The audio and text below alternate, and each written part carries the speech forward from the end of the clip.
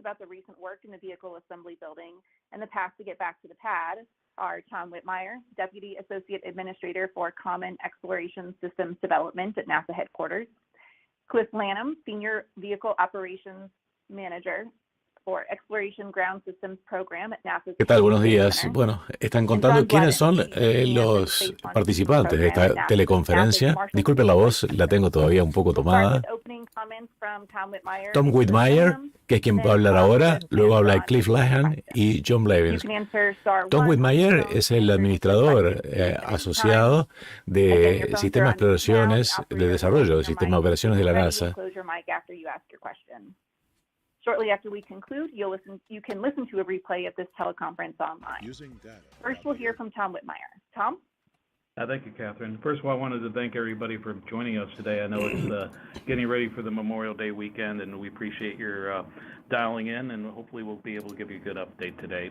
I'll talk a little bit up front. Cliff will get through most of the detailed specifics in terms of the role and what was accomplished in the VAB.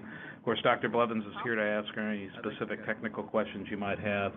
And then when we get to the role, we'll have another get-together, and this time we'll get Charlie up here, and she'll talk to the actual specific exercise that we'll go through as we go through wet dress rehearsal. So if you have really detailed questions in that area, Charlie will be available in a couple weeks, and she can answer your questions then. Let me just add, Jim had a chance to come update you last time, and I just want to reinforce some of the things Jim said in terms of this is a very complicated process. So we have a very robust vehicle, a great design, but the actual and the vehicle itself is a very straightforward vehicle. But anytime you get into loading operations with cryogenics, it's something that you have to kind of take a step at a time and learn through the process, how the hardware is behaving, as well as Bueno, lo que está diciendo es que este vehículo es muy complejo y que exactamente todas las actividades que están haciendo son realmente complicadas y están aprendiendo en el proceso. Add a little schedule this time around just to make sure if we have to do more than one wet dress rehearsal retent, that we're ready to support that. Y bueno, que pueden llegar a ser más de un wet dress rehearsal, o sea, de un ensayo, que es lo que estamos viendo, ya van al segundo, y que puede haber alguno más inclusive. Robust GN2 system now that's really been upgraded, and we're very happy for that. And then also Dr. Blevins is here in case you have any specific questions. With that, Cliff, I'm just going to turn it over to you. Okay, thank you, Tom, and hello, everyone. Let's see, since we last spoke, teams have been hard at work preparing the Space Launch System rocket and the Orion spacecraft to return back to Pad 39B. We're planning for that to occur on June 6th in preparation for our next wet dress rehearsal. Teams have performed several leak checks to address the liquid hydrogen leak that was found on the tail service mass umbilical between the mobile launcher and the rocket during the previous wet dress rehearsal attempt. As we mentioned in our previous teleconference, we noticed the flange bolts on the tail service mass umbilical had loosened over time. So we went in there and retightened the bolts on the flanges and conducted several leak tests and observed the system and ensured they did not loosen back up, and all looks good there. After replacing, so we'll move on here. After replacing the helium check valve and other hardware located on the interim cryogenic propulsion stage, we tested it to ensure it functioned properly, and so far we've had no issues with the new hardware. We have also modified the ICPS, again, the second stage umbilical boots, which is the area enclosing the umbilical quick disconnect between the umbilical arm and the vehicle. And we're adding additional leak detectors on the liquid hydrogen side of that in order to gain some visibility into any potential leaks that would occur. Agregaron en los sistemas de tierra, en la parte donde están las conexiones, nuevos sensores de pérdida de líquidos o de gases. So some of the work we've completed in that area for the Orion crew module, we opened up the hatch and we installed part of some of the payloads. The BioX-1 space biology experiment, we got the containers that will actually hold the experiment installed. We've also worked on several external areas of the crew or the Orion in terms of we put on the plates that the last plates that where instrumentation was running through for the rollout. We took those off the GSE plates, the ground system plates, and we went ahead and put the flight plates on. And that'll give us additional protection when we roll out from the weather and the environment. And then we also removed much of the instrumentation that was on for the dynamic rollout test, as well as we've been working on core stage TPS. We did some leak checks on the pneumatic actuation separation system for ICPS, and we changed out some instrumentation inside the boosters. So meanwhile, while our team has been working inside the VAB out at the launch pad, we also tested the new upgrades to the gaseous nitrogen supplier that supplies us nitrogen during the propellant loading. Overall, the testing was successful and we should be in good shape for wet dress and are currently Bueno, dice que han chequeado también el nuevo sistema de suministro hecho por el proveedor, por el Liquid, creo que era, de nitrógeno. So that test went well, and now I'll talk more specifically to the dates here. So right now, again, we are looking at call to stations for the rollout to the pad on June the 5th. Call to stations is expected to be around 6 p.m. With first motion around midnight on June the 6th. Bueno, a medianoche del 6 van a comenzar el rodaje para llevarlo al sitio de lanzamiento para hacer la prueba del nuevo ensayo húmedo, del nuevo ensayo con combustible. No antes del 19 de junio va a ser la prueba criogénica recién. No lanzan, seguramente eso no van a lanzar antes de septiembre.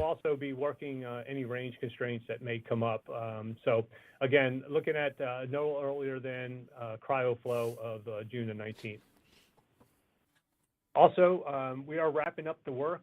We are finishing up a few items in there, but we do expect to start retracting the platforms next week in anticipation of rollout to the pad. Bueno, la semana que viene van a empezar a separar las plataformas que rodean el vehículo dentro del edificio de integración para poder empezar a hacer el rodaje.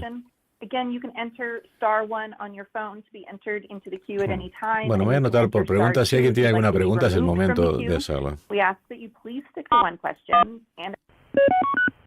After the tone, please state your name. Daniel Riguera. Thank you. Bueno, me acabo de registrar para poder hacer preguntas. Estamos acreditados como prensa. What kind of things would happen in the June 19th or whenever fueling test that would prompt you to want to redo it? Assuming you've got all these latest problems fixed, what else could require a second wet dress? Thanks. Marcia, this is Tom. Let me start with, and then I'll let Cliff follow up on that.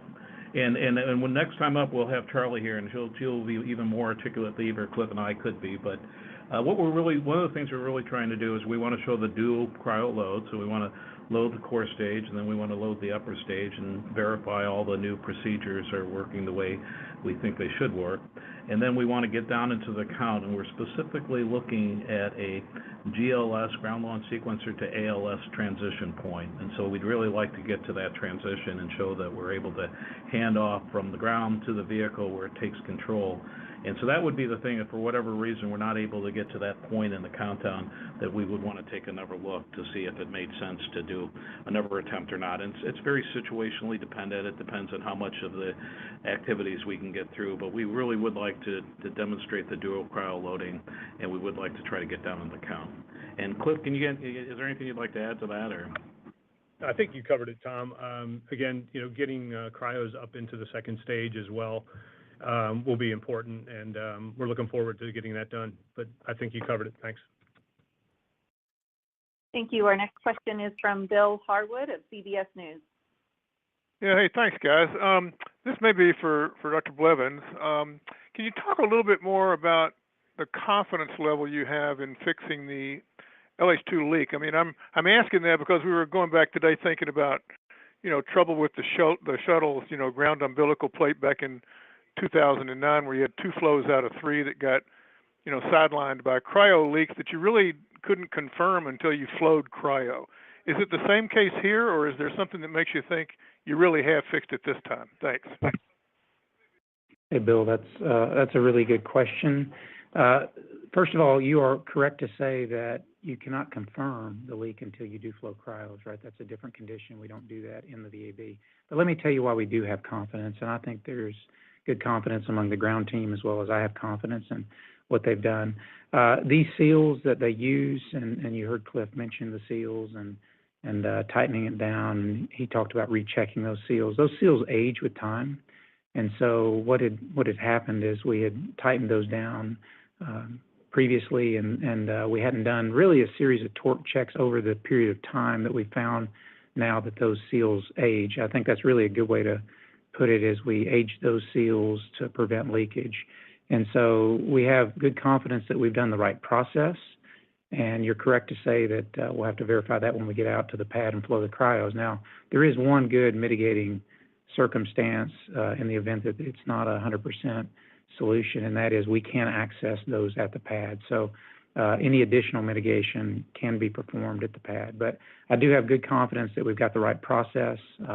Will it have to be tweaked? That's a possibility, and we'll find out pretty shortly.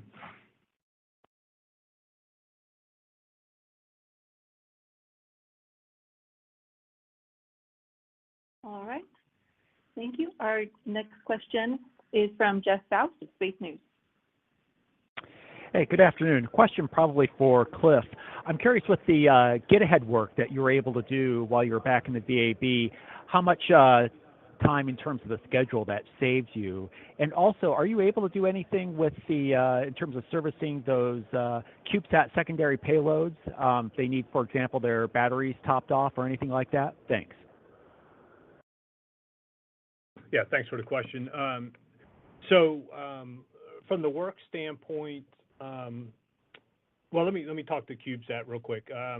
We do have the capability to recharge several of the small CubeSats, and we have done that previously. So that is complete. And then for the previous question, we have in terms of the work and the schedule that we've completed outside of the known issues that we came back to fix, we have done a lot of work that is primarily, it'll really help us from a standpoint of the volume of work. That's the best way I can put it. It's not necessarily critical path work that we were able to perform, but we were able to get a significant amount of other work, I'll call it. And we did run into some non-conformances with that work that would have cost us time later. So that's very beneficial for when we come back. And then also from a resource standpoint, it allows us to lessen the demand on our resources when we do get back in the VAB, and what I feel is lessen the risk on our overall schedule for rolling back out for launch. Thank you. Our next question is from Eric Berger of Ars Technica. Hi, thanks for doing this, and I hope you all have a great Memorial Day weekend as well. I think this is a question for Tom. Can you talk about any concerns that you're tracking with the hardware, as this launch slips further into summer or fall or beyond? I know you've been monitoring the boosters, and I think you're pretty confident in the lifetime of those, but maybe other systems as well. I guess what I'm wondering is there a date when you need to launch by before you might have to start thinking pretty seriously about destacking components of the rocket? Thank you. Hey, Eric, that's a great question. First of all, right now, everything we've looked at in the foreseeable future, we're not tracking any limited life items that would cause us a concern. And I'll ask Dr. Blevins to add to this, so I'll give you a good answer. As we proceed into the year, depending on what we see, and what we typically would do, the process that we normally follow, and we did this throughout the shuttle program, is if we identify something that's beginning to get close to one of our limited life areas, and that would be in the late fall time frame, we evaluate it on a case-by-case basis, and each of the items have specific approaches that we look at. With the boosters, we have testing that we've done to see if the propellant's sagging, if we have any concerns there. There's a little strap that holds the arrays on Orion, and we would take another look at that to make sure that the Kevlar strap is qualified for a longer period of time. So, I don't really foresee anything that we would have a concern with, or a stop the clock thing. And what we would normally do is just follow our typical procedure, which is if we do extend into that period of time, we would definitely, keep checking. We have a very accurate list. We keep track of all the environments that the hardware is seeing, and then we would evaluate it. And most times it's just a matter of sharpening your pencil. You don't want to do all that up front if you don't think you need it. As you get closer and later into the year, we would go back and do that. And John, do you have anything to add to that? Well, Tom, I think you covered most of it really well there. We do track all of the limited life items, Eric. The soft goods are really the major concern as you go through that. I know you mentioned booster stack life. That's also a concern, but all of it's data driven. That's really what we do. Right now, what we do is we track those to a margin. So usually we have multiple lives that we're tracking to, and so we know when we eat into that. You do bring up a really good point that sometimes as we try to perfect one system, you can add risk to another by trying to make one perfect and add, stack life or other age life. So we track not just the life-limited calendar time, Eric, but we also track the usage, right? So how many cycles we put on the tanks or any other thing. And so we're tracking all that well, and as Tom said, there's nothing really in the foreseeable future with our anticipated usage or calendar time that prevents, or merits any immediate attention over the next several months beyond our intended flight date. Thank you. Our next question is from Philip Sloss of NASA Spaceflight. Thanks. I'm not sure if this is for Dr. Blevins or Cliff or maybe even Mr. Whitmire. I wanted to just get a little bit of detail about, you were looking into a root cause for the rubber quick disconnect seal failing, and also any root cause for the aft purge boot leak, and what you're doing going forward on those. Thanks.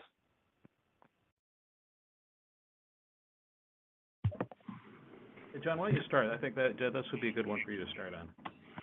Yeah, I think so too, Tom. I've been involved in some of this. I think Philip's referring to two different systems. When he said the rubber seal, I think he's talking about specifically talking about the butane seal on the ground side, QD on the helium filled system. There's two systems that we're looking at, and Cliff mentioned them as we started up. And one of them is the helium filled system. That's the one we'll talk about with a check valve, and we talked about that check valve last time. So let me just cover a few things there, because I know there's been a lot of talk. One is the check valve was just fine. We did ingest a small piece of debris that held the check valve open. That's why it didn't pass the reverse flow check. And so that check valve actually was then tested to our acceptance criteria, and it passed that acceptance criteria.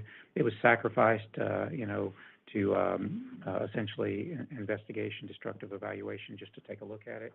To add to our database, but ultimately there was no problem with the check valve. We did have an issue there on that quick disconnect, and we had a rubber seal, if you will, that had been dislodged. We do have a fault tree. We're working through that fault tree. There are several suspect items. All of those are under mitigation, if you will, or will be under mitigation. We want to look really hard at that and not jump to conclusions. So on that particular one with the helium fill system, I feel very confident in the system we have today, because we X-rayed it. We did stacked X-rays or CT scans to take a look that it's in the design configuration, and it indeed is. When you mentioned the boot, and we have worked on the boot, and I'm glad somebody brought that up, because I think there's some misunderstanding on the boot. What we saw was a little bit of air being sucked into the HAZ gas system from that boot. That boot is just a push fit, so kind of a pressure seal there. And of course, this is a case where we've talked before, there's a difference between ambient checking and cryogenic checking. And so we check to see if that boot sucks in any air, if it leaks helium out as we purge that with warm helium over those QDs around that boot to prevent icing, as well as other situations. And particularly for the hydrogen, we prevent a flammability situation. And so what we're doing there is we don't want a false measure of flammability. Any contaminant, even if it's air, it shows up in our HAZ gas system as potential hydrogen, and we've got a 4% limit on that. And of course, if you're putting helium in and you suck air into that boot, helium and air don't burn. And so we don't want a false alarm. And so what we're doing there is we're adding some measurements where we'll take that to a mass spec for the ground side. Very innovative by our EGS team to do that and move it over to a mass spec that they can use and then differentiate between that air and hydrogen so that we don't falsely shut down the tanking of the system due to a false alarm. I think that kind of answers the question that Philip was asking there, Tom, but you can certainly add more. You've been part of this discussion as well. Yeah, we were actually just talking this earlier today, and we're going through a board, and we think we're ready to go to wet dress, and we've cleared it for that. We'll take and finish up the root cause for the check valve, and the check valve, to John's point, just performed great. We just had a little piece of rubber, and we're going to need to make sure. Right now the system's clean, everything's ready to go. I did think of when Bill brought up the thing earlier about the GUPA leaks, and we were all there. I was on the shuttle program for that.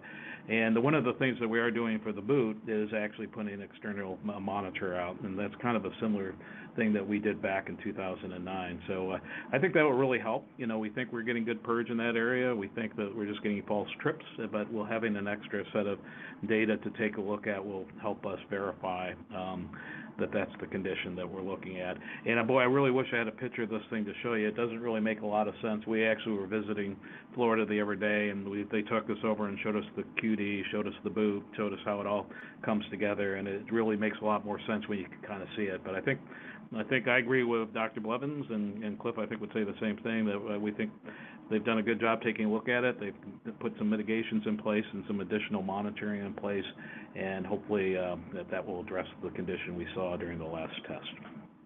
And Cliff, you have anything else to that? That's kind of how I'd summarize it. Yeah, Tom, only thing I would add is we're in process of putting those fixes in place right now, and we anticipate that being fully ready to go well ahead of our rollout. All right, thank you. Our next question is from Stephen Young of Spaceflight Now. Hi, yes, I think this is a question for Dr. Blevins or perhaps Cliff. I wanted to get a better understanding of the sequence of events leading up to the hydrogen leak during the last WDR attempt. Hoping you can tell us how many times did you actually start the hydrogen fast fill? When was the HAZ gas detection triggered? What was the maximum concentration? And how far above the limits was that? And also, we got Twitter updates that described a surge of hydrogen during the transition to fast fill. It sounds like geysering, but I didn't think that was a thing with hydrogen, and I'm hoping you can also explain that.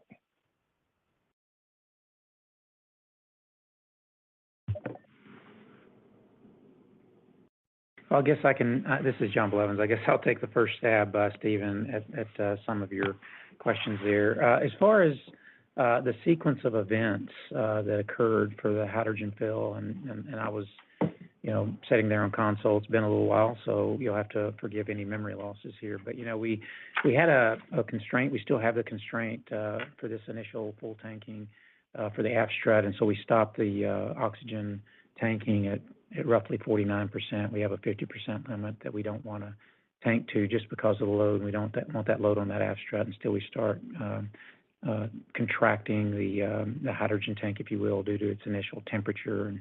And so we did actually get some good data on that, by the way. And then so we had done the slow fill and got to that point of fast fill, which is roughly that 5% full wet sensors. And immediately upon the fast fill, we detected the hydrogen leak, so it wasn't very far into that. I do not recall recycling to do it again. Bueno, les recuerdo para quienes recién se suman que estamos en directo asistiendo registrados como prensa en una teleconferencia de NASA sobre el nuevo ensayo húmedo de LSLS, que será posiblemente el 19 de junio. El 6 de junio lo van a trasladar. Comienza a la medianoche. that. But as far as your question about when it was detected, that was pretty much Estamos en el momento de preguntas y respuestas, ¿no? During the fast fill time. As far as the geysering question, I'll skip to that comment.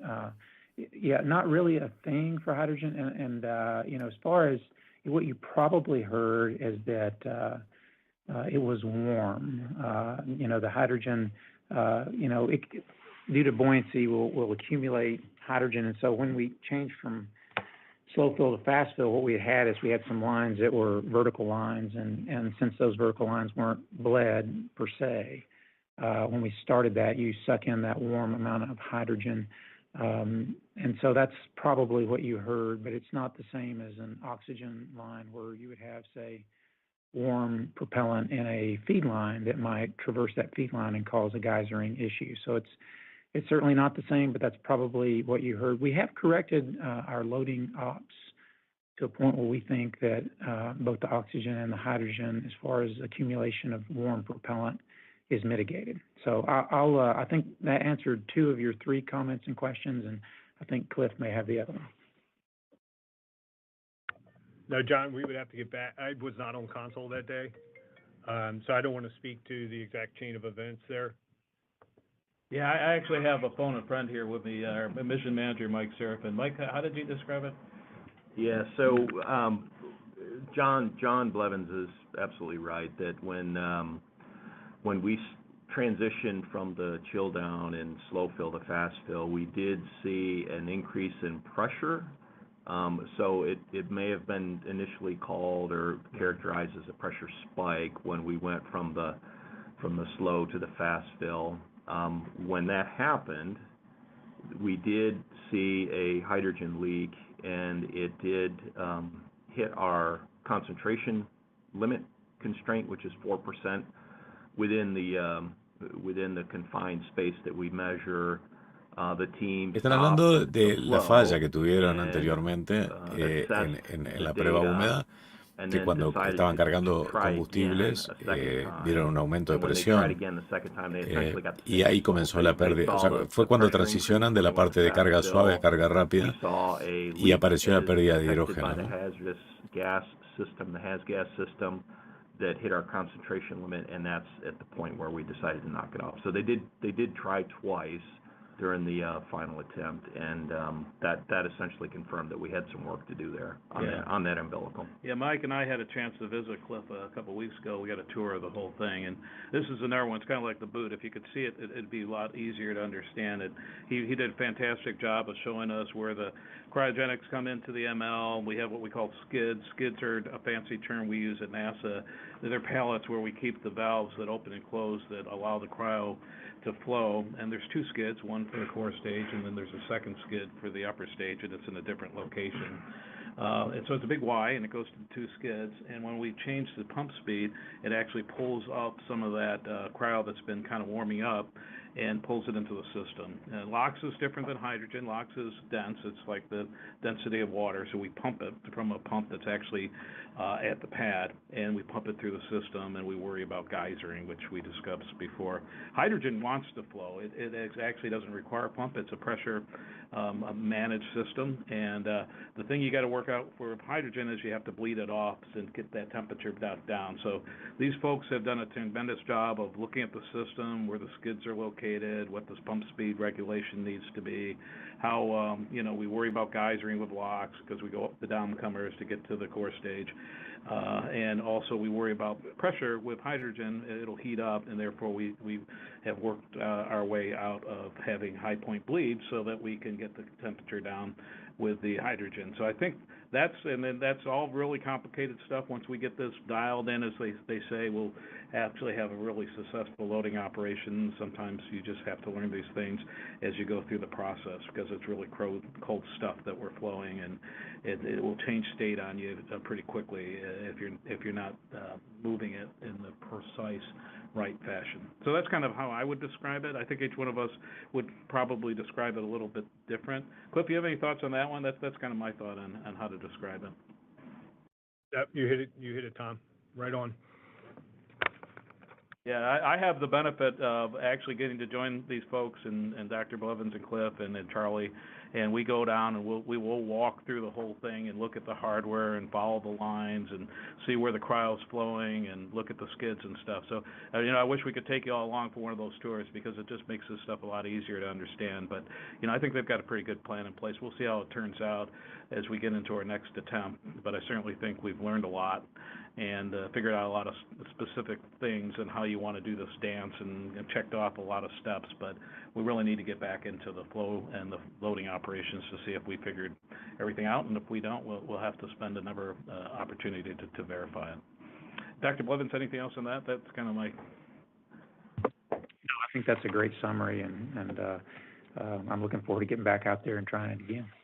Yeah, I think for us, we really, really want it. We're really, actually kind of a little bit excited to have an opportunity to take this knowledge that we have now and give it a, and put it into the system with the updated procedures. Many of them have been put into software, and we're really generally very interested and hopefully this will go well, but we also recognize we still could be missing something. So we'll find out here shortly. All right, thank you. Our next question is from Mark Carreau of Aviation Week. Thank you. I wanted to just double check that the goal is to get down to eventually the L minus 9.3 second point with a count to 33 seconds and then a go back to I think 3 for a 10-minute hold. Is that still how close you want to get to an actual launch? Yeah, this is Tom, and that's correct, Mark. And Charlie we'll have Charlie back up here for the next go around, and she'll walk you through all the procedures and what the countdowns will look like, and also the rest of the activity. But that, Mark, you got it right, and we will have Charlie here next time, and she'll go through a really detailed description for you guys once we get a little bit closer to the wet dress. Thank you very much. And Mark, we've got the countdown timeline as well as the differences between the launch countdown and the wet dress countdown. Those are online if you need to reference those for those specific points where we'll stop on each run and recycle. All right, our next question is from Josh Dinner of space.com. Hi, thanks so much. This question is for Cliff. If everything goes well during the June wet dress rehearsal, is there a specific window, or I guess window hopeful perhaps, of one of the ones that have been outlined through this year and next? Is there a specific one of those that's being targeted for the launch right now? I'll help Cliff off on that one, and then he can add if I'm missing anything.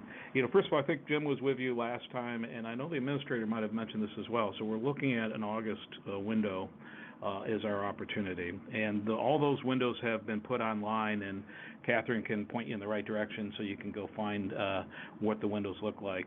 Now, of course, we're always very nervous because, as I just mentioned, we've learned a lot so far, and so we really want to get into this cryo load and demonstrate everything, get down to the count, and then we'll set an official date. But I think both the administrator and Jim have kind of identified as the August timeframe as the one that we're currently looking at. But I just want to be really careful. I don't want to sound overly optimistic or mislead you. We really feel like we need to get into this cryo load, do all the things we just described, which are kind of complicated, actually. It's a great vehicle, very simple vehicle, but the actual procedure that you go through with any vehicle of this nature requires fine-tuning. And so that's I think where we're at. Cliff, any additional thoughts to that? I think that's kind of... No, Tom, again, you covered it. I appreciate that. And, we'll take into account any of the work we just completed, like I mentioned earlier, in that post-WDR timeframe, as well as any concerns or issues we have to deal with coming out of WDR.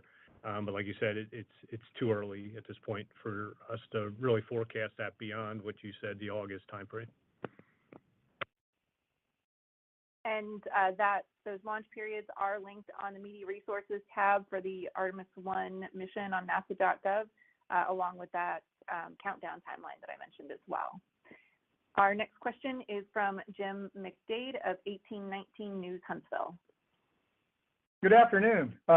Thank you for answering our questions. I think in the beginning, Mr. Whitmire mentioned changing out the GSC plates with flight plates.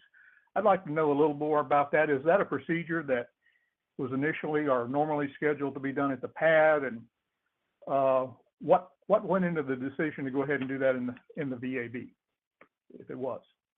Yeah, Jim, I'm trying to remember what I might have said. I might have misspoke. I haven't really changed any plates out. We replaced the check valve that John and Cliff talked to, and that it actually worked. The check valve was actually working okay. We just had a little piece of debris stuck in it. I'm trying to think if there's anything else that I might have mentioned in terms of any nominal stuff. I think pretty much everything that we're doing right now is just the work that Cliff described. So I'm hey, trying Tom, to think. Cliff? Yeah, go ahead, Tom, Cliff. I might be able to help. This is Cliff. So I mentioned, with the last, we did take off the ground plates that were the instrumentation for dirt was rolling through. So we did change those out to the flight plates, and there was a oxidizer panel plate also that was put on for flight. So what we did, we took the opportunity to go ahead and put some flight plates on, particularly in the Orion area, while we were in the VAB. Yeah, thank you for saving me, Cliff. I forgot about that. Yes, that was a good question, Jim, and that's what. So it was just kind of an opportunity to get ahead type of thing. Thank you. All right, thank you. Our next question is from Danielle Regretta from R Drone UI. All of you for taking my question. This is for a really wide Spanish audience. And this is regarding if you can tell us more about the general state of other stage on the rocket, and if anything else has been done apart of the initial problems you just corrected. Thank you. Have a good day. Yeah, Daniel, can you what was the second part of the question again? I just want to make sure I'm answering it correctly. If anything else has been done apart of these initial problems. Let me see. Let me see if I can. At this time, let me see if I can help out, and then just repeat your question if I get something. First of all, for the Spanish audience, I can't tell you how proud we are that we have an ESA service module as part of this flight. Anybody who's seen some of the pictures of the rollout and stuff will see the ESA logo on it, and I just want to make sure everybody from the Spanish audience knows how important we think our partnership is and how proud we are to have the ESA capabilities on the vehicle, and that's great. The other thing is I'm being reminded that we have a deep space network facility in Madrid, and and Daniel, I assure you, I'm one of the people who would love to go visit it because I think Spain's a beautiful country, and I would love to be able to see that dish. So that's a really important thing for us, particularly for this mission, because we're going into deep space. So I think everybody in Spain should be very proud of the fact that they're helping us communicate with our vehicle, and when we have the crew fly the next flight, they'll be talking to folks on the Earth coming through the Spanish capability. So we're really excited about that. All of us are really just really happy to have this partnership working together, having all these other countries that are part of this mission, and I really hope that everybody in Spain, when they see this flight and they watch it leave the pad and as it goes into deep space and kind of track it as it goes through, and my mission manager here, Mike Serafin, will be describing that as we get closer, that they feel that they're part of that mission and the things that they do are in space with us, because that's how we feel about it, and we're just really happy to have a partnership. And like I said, Daniel, in fact, I've always kind of argued, I was talking to Tony that we had Carlos and Tony are two folks that we have that kind of work with us and with the international coordination, and my goal is to have, after the mission's complete, to go visit some of these countries, and I think Spain would be the one I would like to visit the most. So, did I answer your question? I was hoping I got the question right. Yes, some of the question is about the general state of other stages also of the rocket. If you make something to correct other things, not explicit on the first with dress rehearsal. Everything else was looking great. Even the check valve turned out to be a little piece of debris, the check valve. So I always look for an opportunity to say the Mega Moon rocket's doing really good. We really are happy with the performance of the vehicle, and it's the Orion and the service module. We do a lot. What we don't talk about is Cliff and his team are constantly powering the vehicle up, powering it down, checking things, and so we don't really report that progress because it's all going very well. And so we're not seeing anything unusual. The checkouts are going great. The vehicle is in good condition. We've had a couple things that we've described, which I really view as more of a first-time kind of learning exercise on how to move, hydrogen and LOX, which are really actually a tricky thing to do. But when you look at the performance of the vehicle itself, we're in all the stages of the vehicle, including the service module, it's gone very well. And so there really isn't anything else to report outside of the updates that were given. But I would point out that, and Cliff can verify this, we spent a lot of time powering the vehicle up and powering it down, and everything else is checking out very well. And I don't know, Cliff, if you had anything you want to add to that, or? The only thing I would add, Tom, is you're absolutely right again in terms of actually we're powered. We just powered down today the ICPS as we're doing confidence checks to make sure everything is in good shape prior to rolling. And we'll be doing that for the core stage and the boosters on Tuesday. Again, confidence checks now that we buttoned up the vehicle in anticipation of rolling. Again, we're constantly up and down with power. And again, we check everything, make sure it's all functioning properly before we'll roll out. Thank you. Thank you. Our next question is from Ken Kramer of Space Up Close. Oh, hi. Thank you for doing this and telling us all these details. I would like to ask you about the gaseous nitrogen upgrade. If you can go into some much greater detail about, what you've Ahora done. vamos a hablar sobre lo que nos dijeron sobre nuestra pregunta. Ahora al final hablamos sobre todo eso. That you have sufficient capability. Thank you. Ken, this is Tom. I'll start a little bit on that, and then we'll also talk about the confidence test as well. A company actually provides the service. Marcos no anduvo muy lejos en la respuesta. If you go down State Road 3, if you're leaving the KSC side and heading down State Road 3, you'll see this company. It's on the right-hand side. It's called Air Liquide. And what they do, and I know more about gases nitrogen now than I thought I ever would. What they do is they take liquid nitrogen, and there's different ways you can gasify the commodity. You can steam generation. Literally, you put it in steam. It looks like a little distiller coil. It heats up that liquid. It turns it into a gas, and that's how you distribute it out. And the second thing you do is you can use air exchangers, and air exchangers are literally what it sounds like, big cooling towers that are up there, and that actually heats up that liquid nitrogen and turns it into the gas. But they had a systems robustness upgrade that they had planned all along that they've just completed, and we've done a test to verify that it's working properly, where they've added these air exchangers in addition to the steam generators that we had before. And so this is really a belts and suspender type of thing. If we have to switch from the steam generator to a air exchanger, they can do that. So we feel very comfortable that it's a robust capability. We require commodities because it's such a big rocket. We require a proportional amount of commodities. We do it to purge the cavities and make sure the umbilicals are nice and dry and things like that. So there's a lot of different functionality on the vehicle that requires gaseous nitrogen.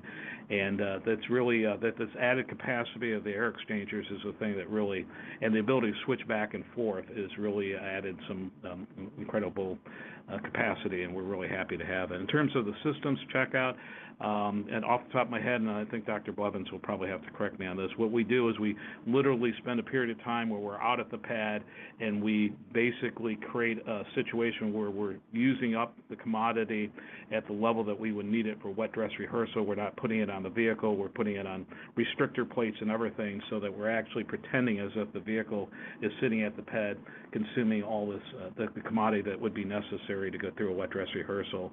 And they do it for a long period of time. And that's how they verify that the system's ready to go, that all the pumps are up and running, the ability to switch around is there, and that we'll have a robust capability. Now I'm going to stop there. Dr. Blevins, do you want to add anything to that? I'll add, as you said, Tom, this is a service. It's critical to us, particularly even after we tank the vehicle while we're evacuating the propellant. In this particular case, or on the day of launch, if there's an aborted launch, it's particularly important because it prevents damage to our avionics by flowing the warm nitrogen into the system and preventing condensation.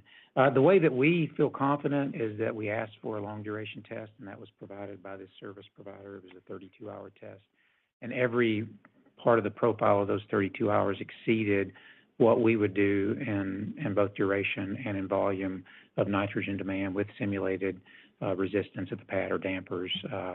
And so we basically have a witness now that we can get this commodity to exceed the time duration and volume. But it is a very critical commodity, and so that's of course why we rolled back, and that one witness that that company did is what we've got to go with, and I'm confident, but I'm also cautious because I need this commodity, or I've got to work real hard to exonerate hardware, if we can't provide the purge. So I'm ready to go, based on that one test. Yeah, and Cliff, I don't know if you want to add anything to that. And nothing to add, Tom. Again, I'll just, John, I would correct one thing. It was a 34-hour test. I think you had said 32, so just to clarify that. Yeah, I agree with, it was a very robust test. Of course, they use this commodity. They actually support every launch that takes place at the Cape. And so they're up and running. They're supporting every launch activities. Ours is, because it's a more capable rocket, we have a proportional amount of use that we have for the rocket because of its size and scale. And I think they're ready to go. I agree with John, though. We'll monitor the situation, and it's important to have gaseous nitrogen, it is with every rocket that flies, because of the things that it provides the rocket. And this is not unique to us. It's really every rocket requires this type of purge capability. What's unique to us is that we have a rocket that's designed to go to the moon, and so it's a big rocket, and therefore we have a proportional need for purge relative to the size of the rocket. But I'm very comfortable. I'm glad that they did the 34-hour test. I think that really does demonstrate robustness in the system. Having visited the facility and physically seen the changes and the additional capacity that they had planned on putting in, that we got it in, and now we're ready to go. So I'm very hopeful that we will see good results when we do wet dress. Thank you. Our next question is from Manuel Manzanzi of Debate. Hi, how are you? Manuel Manzanzi, covering the space program in Spanish. Actually, I think you answered my question before. Actually, I was going to ask you if the launch window that starts July 26 was out of the question, and obviously it is. We are moving to August. So yeah, you basically answered. Maybe something that is coming out of my mind right now. Is CRS 25 being pushed to the 9th because the rollout now is the 5th?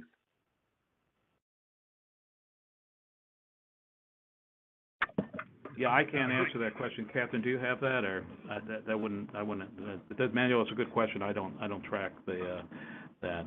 We'd have to probably get back to you on that. Yeah, hey Tom, this is Cliff. I would just say when we looked at setting the roll date, we were working around their dates. They were originally scheduled, I believe, on the 7th, and I believe that change just occurred today. So I don't believe us rolling on the 5th, 6th impacted that date. Yeah, and generally speaking, we want to roll sweat as soon as we can. So yeah, I agree with Cliff. That's a good way to say it, Cliff. Thank you. We have time for one final question, and that will be from Philip Sloss of NASA Spaceflight. Thanks. Thanks for taking another question. I think this is actually sort of related to the gaseous nitrogen. I think when you had some of the supply disruptions, you also have a converter compressor facility there. I think we'd heard that there are some modifications or some upgrades that might be scheduled in the June timeframe. Is the CCF going to be ready to support a wet dress rehearsal around the 19th? Thanks.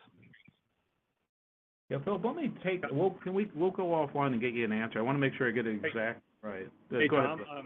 Yeah, I got information on that if you want me to go ahead. Yeah, go ahead. I wasn't sure, so. Yeah. So they're expecting to perform the repairs to a valve. There's a redundancy there, but that's why we were able to complete the air liquide testing. But the valve is expected to be repaired 6/1, no later than 6/3. And then they'll do a retest and exercise that valve and the cycling of that valve from 0 to 100% open. And we don't expect that to take any longer than June 4th to be complete. All right, thank you very much. Thank you all for joining us today. You can listen to a replay of this teleconference online by visiting the Media Resources tab at nasa.gov/Artemis-1 in about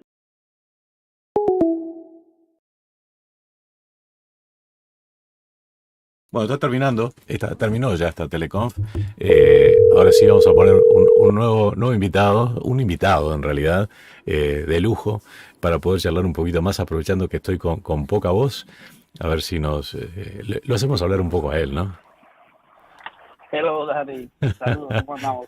¿Qué tal? Bueno, estás al aire. Ya arrancamos y estás al aire. No precisa presentación. Dariem Hernández, del canal Explorando el Espacio, amigo del canal. Bueno, contanos un poquito, ¿qué te pareció? No hay muchas novedades, ¿verdad? No, estaba escuchando la conferencia.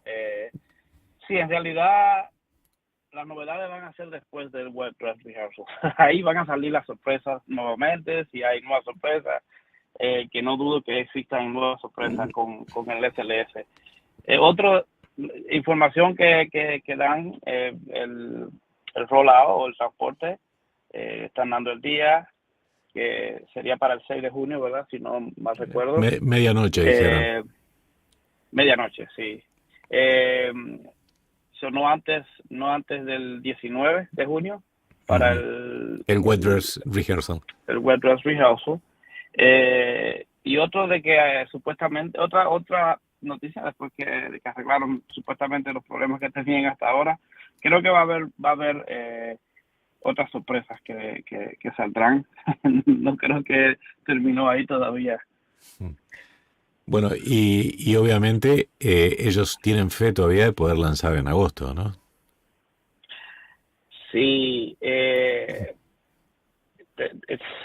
ahí realmente es algo que sí, algo que yo, hasta que no pase el Web Dress Rehearsal, tienen que llevar nuevamente después el cohete al VAB, lo más probable. Porque no estará configurado para lanzamiento. Realmente hay que esperar, porque no creo que, con los problemas que tuvieron al principio, que específicamente tenían todo supuestamente listo, y no fue así, no me extraña que salgan nuevas sorpresas. Y que Le llamo sorpresas por no llamarle problemas. Y que haya un nuevo Wet Dress Rehearsal, o sea, un nuevo ensayo otra vez, ¿no?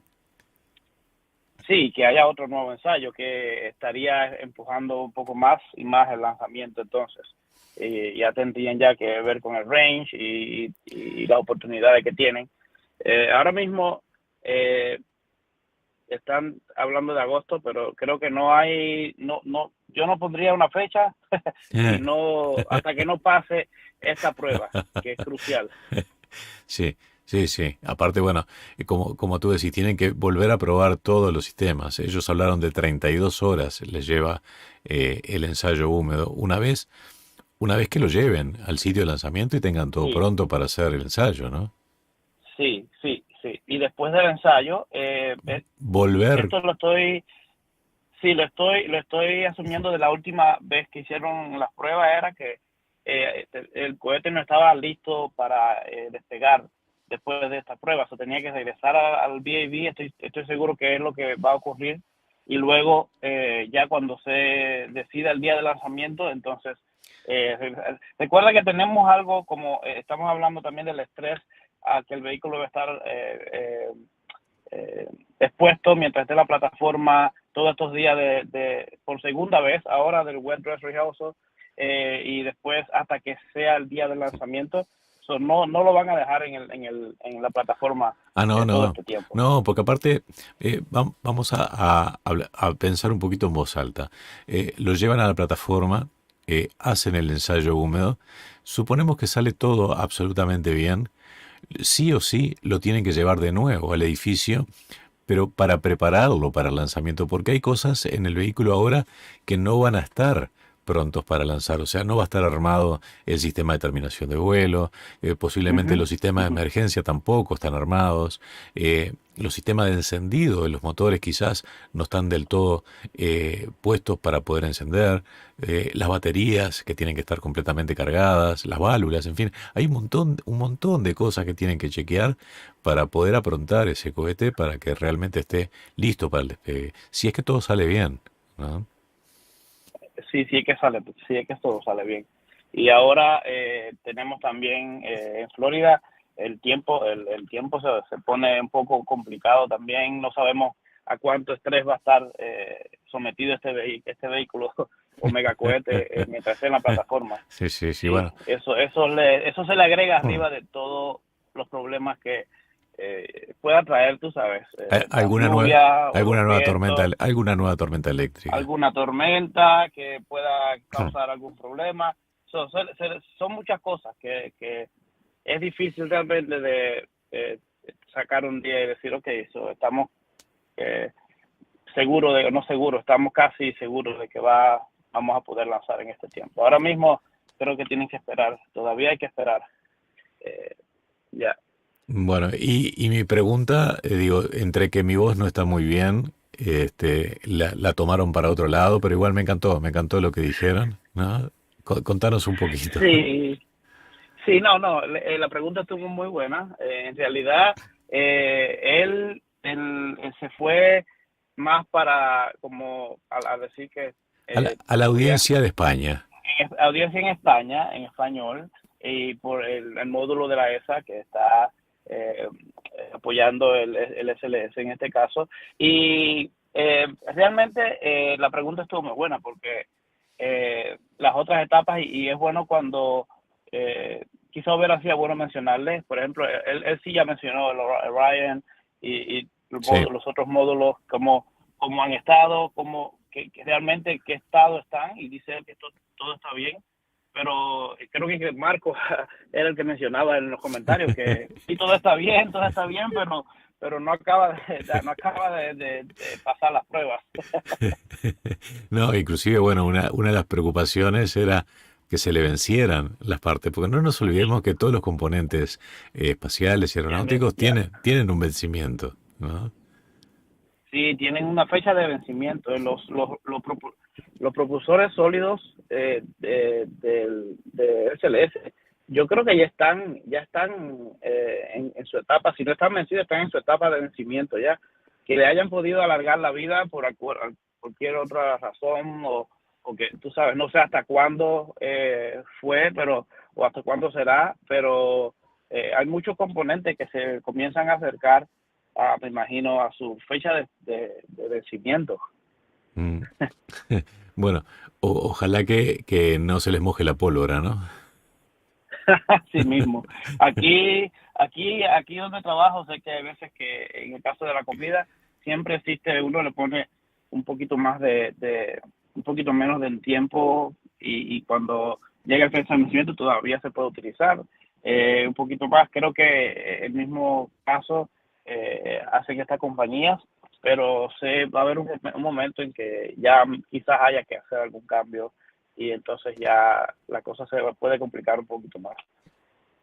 Bueno, cambiando de tema, tuvimos mañanero hoy, noticiero no tuve tiempo de ver. No, hoy no hubo mañanero precisamente porque estoy trabajando en un video resumen de lo que es el mes, donde vamos a resumir los lanzamientos que hubieron en el mes de mayo y hablar un poquito más sobre lo que ha estado pasando en Boca Chica. Me encantaría poder hacer una especie de verbena y charlar un poco sobre ese video de Tim que me encantó. También, sí, el video lo vi un poco más de la mitad, no lo terminé completo, lo dejé en donde está la vista preciosa desde la torre de ensamblaje, pero no voy a dar muchos detalles porque sé que quizás muchos no lo han visto y sería bueno que vieran el video, está muy interesante. De cómo Elon Musk enseña en todos los prácticamente sin ningún tipo de problemas la torre y habla sobre el sistema de captura y todo lo demás. Está buenísimo, en verdad, el video, muy, muy bueno para los que no lo han visto. Bueno, Marcos, de Recorrer Uruguay, está insistiendo sobre algún desliz o algo de Jeff Bezos o la compañía. No sé qué dice, que el video de los chicos de Jeff es lo que quiero comentar, dice Marcos. ¿De qué ha estado hablando anteriormente sobre Blue Origin y no sé exactamente a qué se está refiriendo? Quizás estoy yo un poco perdido también. Seguramente lo vamos a hablar en una verbena. En una transmisión específica del tema para charlar un poco sobre todo eso. Okay. Yo estoy para una verbena este fin de semana, no hay problema. Podemos hacer genial. Una hora quizás, y podemos hablar un poco sobre los temas. Aparte de que estoy haciendo el video, un video resumen de noticias del mes de mayo, pero me parecería genial poder hablar un poco. Genial, bueno, vamos a escribirlo en el grupo de la verbena entonces, a ver si se suma también algún otro divulgador de los amigos, ¿no? Sí, lo puedes mandar en el grupo y ver si alguien se quiere sumar, si no, podemos hablar un poco nosotros en cuanto a todo esto. Genial. Lo último, ya. Sí. Bueno, me alegra verte de regreso, en verdad, y se extrañó mucho, especialmente con el regreso de la Starliner. Yo me moría, porque aparte estaba manejando, venía en la ruta, y era imposible, vine con lluvia, las rutas de Argentina y Uruguay, gran parte no son autopistas, hay mucho camión, es muy complejo, barajar todo eso, hacerlo con seguridad, entonces no pude ni siquiera poner el audio del video para poder ir escuchando, porque no, la concentración era grande, ¿no? Yo estaba con mi niña enferma, si no me hubiera encantado, hubiera conectado con Marcos y hubiéramos podido hacer algo, pero mi niña estaba enferma y estaba con fiebre, no podía, realmente estaba con ella, pero me encantó que todo se juntó perfectamente, el transporte 5 junto con el regreso de la Starliner, y después la cobertura fue bastante decente en cuanto a lo que hizo Boeing y cómo cubrieron todo el regreso. Me pareció muy bien. Uh-huh. Bueno, vamos a ver si conversamos todo esto el sábado, porque me encanta la idea. O sea, mañana sábado, ¿no? Estoy un poco perdido. Sí, me parece.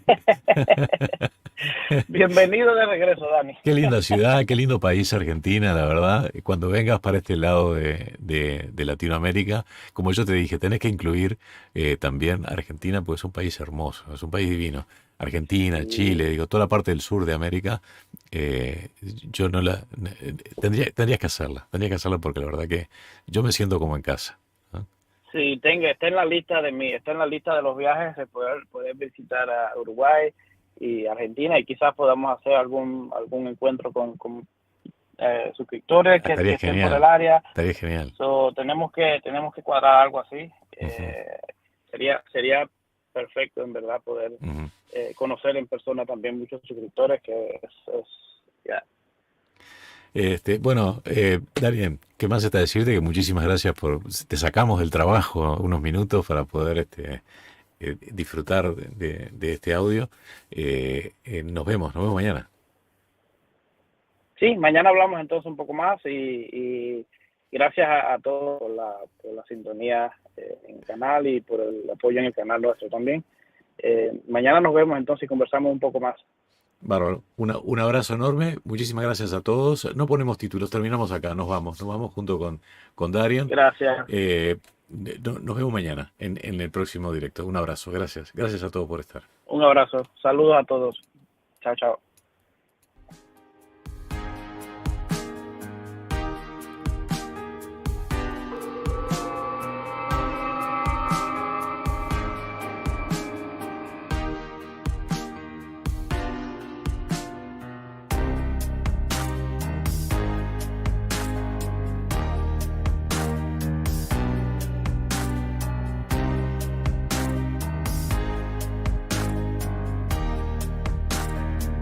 Right.